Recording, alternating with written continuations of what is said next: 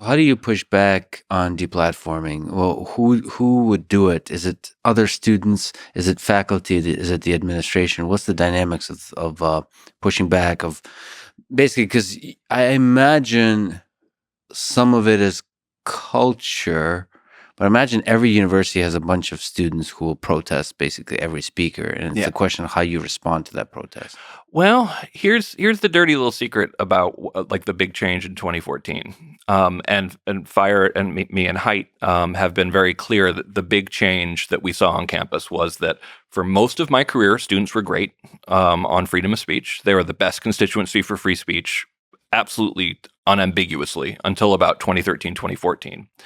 And it was only in 2014 where we had this very, kind of sad for us experience where suddenly students were the ones advocating for deplatforming and new speech codes, kind of in a similar way that they had been doing in, say, like the mid 80s, for example.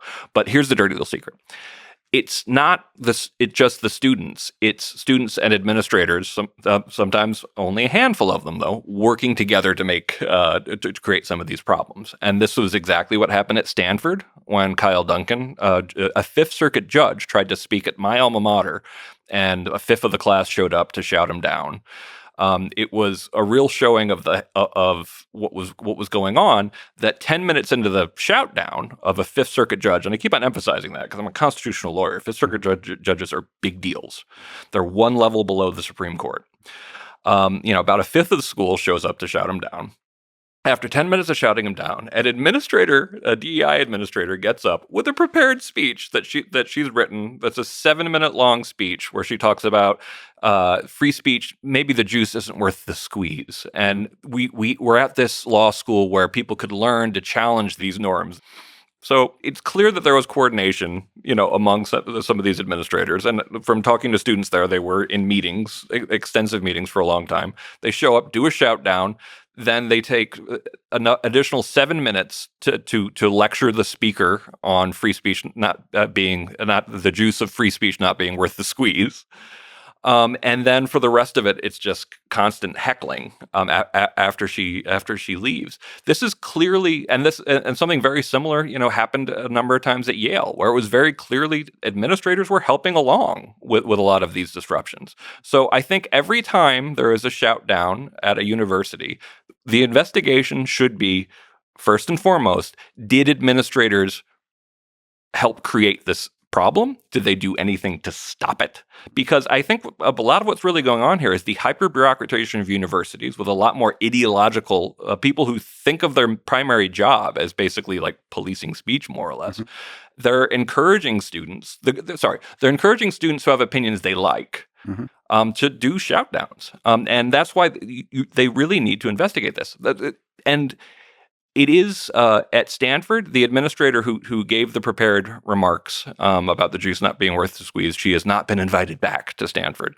But she's one of the only examples I can think of when these things happen a lot, where an administrator clearly facilitated something that was a shout down or a deplatforming or resulted in a professor getting fired or resulted in a student getting expelled, where the administrator has got off scot-free or probably in some cases even gotten a promotion. And so a small number of administrators, maybe even a single administrator, could participate in the encouraging and the organization and thereby empower the whole process. And that's something I've seen throughout my entire career. And the only thing is kind of hard to catch this sort of in the act, so to speak. And that's one of the reasons why it's helpful for people to know about this, because there was this amazing case. This was at University of Washington, and we actually featured this in a documentary made in 2015. That came out in 2015, 2016, called Can We Take a Joke? And this was when we started noticing something was changing on campus. We also heard that comedians were saying that they couldn't use their good humor anymore. This was right around the time that Jerry Seinfeld and Chris Rock said that they didn't want to play on campuses because they couldn't be funny.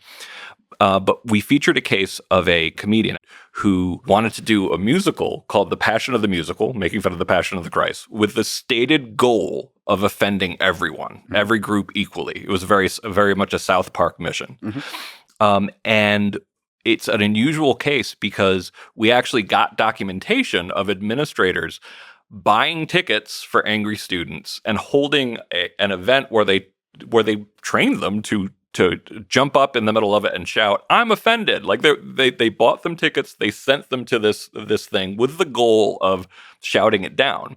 Now, unsurprisingly, when you send an angry group of students to shut down a play, it's not going to end at just "I'm offended."